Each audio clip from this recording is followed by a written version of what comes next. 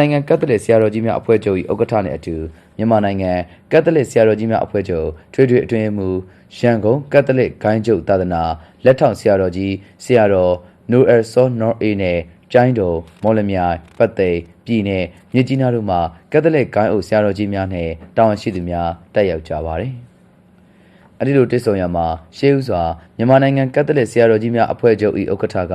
နှုတ်ခွန်းဆက်ဆုတောင်းစကားပြောကြားရမှာနိုင်ငံတော်သမ္မတကြီးနှင့်တွေ့ဆုံခွင့်ရတဲ့အတွက်ဝမ်းမြောက်ဂုဏ်ယူပါကြောင်းနိုင်ငံတော်သမ္မတကြီးအနေဖြင့်ကြီးလေးတဲ့နိုင်ငံတော်တာဝန်များကိုအခက်ခဲနဲ့စိန်ခေါ်မှုများကြားမှစွမ်းစွမ်းတမန်ကျိုးပန်းထမ်းဆောင်လျက်ရှိမှုအပေါ်မိမိတို့အနေဖြင့်ဂုဏ်ပြုပါကြောင်းမြန်မာနိုင်ငံကက်သလစ်ဆရာတော်ကြီးများအဖွဲ့ချုပ်ကိုဖွဲ့စည်းဆောင်ရွက်ထားရှိပြီးကက်သလစ်ဘာသာဝင်များအနေနဲ့လွတ်လပ်စွာကိုးကွယ်မှုဖြင့်ဘာသာသာသနာအကျိုးများကိုဆောင်ရွက်လျက်ရှိပါကြောင်းနိုင်ငံတော်သမ္မတကြီးအနေဖြင့်ကက်သလစ်ဘာသာဝင်များဝိပုစုတောင်းခြင်းများပြုလုပ်နိုင်ဖို့အတွက်နေပြည်တော်ကောင်စီနယ်မြေဒက္ခိဏသီရိမြို့နယ်ရှိမြေနေဧကပေါ်မှာဖျားကြောင်ဆောက်လုပ်ရန်ခွင့်ပြုပေးခဲ့မှုအပေါ်မြန်မာနိုင်ငံကက်သလစ်ဆရာတော်ကြီးများအဖွဲ့ချုပ်နှင့်ကက်သလစ်ဘာသာဝင်များအနေနဲ့ကျေးဇူးတင်ရှိပါကြောင်းသမ္မတကြီးနှင့်တကွမြန်မာနိုင်ငံသူနိုင်ငံသားများအားလုံးကာယဒုက္ခစိတ်တဒုက္ခနှက်ဖျားအေးချမ်းသာယာပါစေရန်စွန့်မကောင်းတောင်းပါကြောင်းဖြင့်ပြောကြားခဲ့ပါတယ်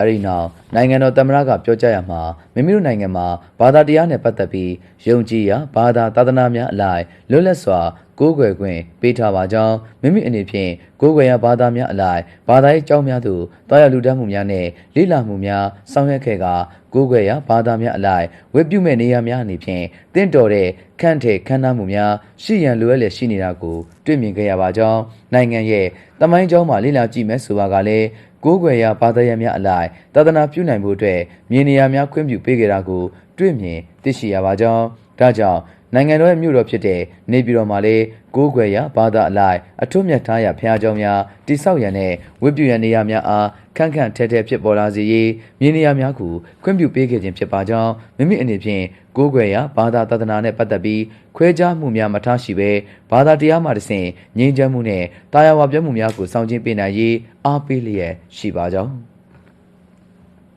လက်ရှိအချိန်မှာနိုင်ငံတော်အနေဖြင့်ပါတီစုံဒီမိုကရေစီလမ်းကြောင်းပေါ်မှာရှောက်လန်းလျက်ရှိပြီးဒီမိုကရေစီစနစ်ကိုကျင့်သုံးဆောင်ရွက်ရမှာစီကံစနစ်တကျရှိတဲ့ဒီမိုကရေစီဖြစ်ရန်လိုပြီးဘာသာရေးအရာနိုင်ငံရေးအရာငြိမ်းချမ်းမှုရှိရန်လိုအပ်မှာဖြစ်ပါကြောင်းငြိမ်းချမ်းရေးနဲ့ပတ်သက်ပြီးလည်းမိမိအနေဖြင့်ဖိတ်ခေါ်ဆောင်ရွက်လျက်ရှိကဖြစ်နိုင်သမျှသောနည်းလမ်းမျိုးစုံဖြင့်တိုင်းပြည်ငြိမ်းချမ်းမှုရရှိအောင်ဆောင်ရွက်သွားမှာဖြစ်ပါကြောင်းမိမိအနေဖြင့်အတူရှင်တွဲနေထိုင်ကြတဲ့လူပေါင်းအဖွဲ့အစည်းတစ်ခုအတွင်းမှာကြုံတွေ့လာတဲ့ပြဿနာများကိုဒီမိုကရေစီနည်းလမ်းဖြစ်တဲ့တွေ့ဆုံဆွေးနွေးအပြေရှာခြင်းနည်းလမ်းကသာအောင်မြင်စေနိုင်မယ်လို့ယုံကြည်ပါကြောင်းနိုင်ငံရေးပြဿနာတနည်းအားဖြင့်နိုင်ငံရေးအရာတောင်းဆိုလိုမှုကိုနိုင်ငံရေးနည်းလမ်းဖြင့်သာဖြေရှင်းရမှာဖြစ်ပါကြောင်းလက်နက်ကိုင်အကြမ်းဖက်လမ်းစဉ်ဖြင့်တောင်းဆို၍ရနိုင်မှာမဟုတ်ပါကြောင်းဘာသာရေးနဲ့ပတ်သက်ပြီးကိုယ်ွယ်ရာဘာသာတိုင်းဟာမှန်ကန်တဲ့အတွေးခေါ်များပေးနိုင်ပါကြောင်းဒါကြောင့်ဘာသာရေးဆိုင်ရာ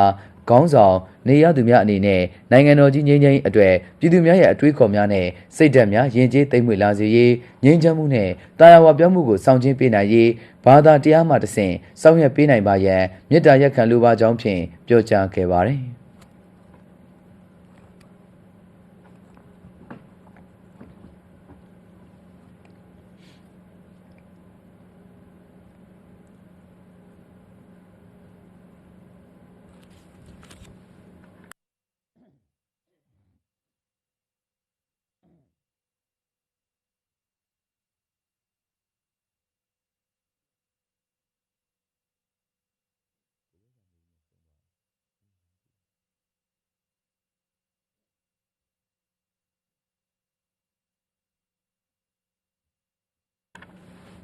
အဲဒီနောက်နိုင်ငံတော်သမ္မတသည်ဆရာတော်ကြီးများရဲ့လိုအပ်ချက်များအားမေးမြန်းပြီးလိုအပ်တာများဖြည့်ဆည်းဆောင်ရွက်ပေးခဲ့ပါတယ်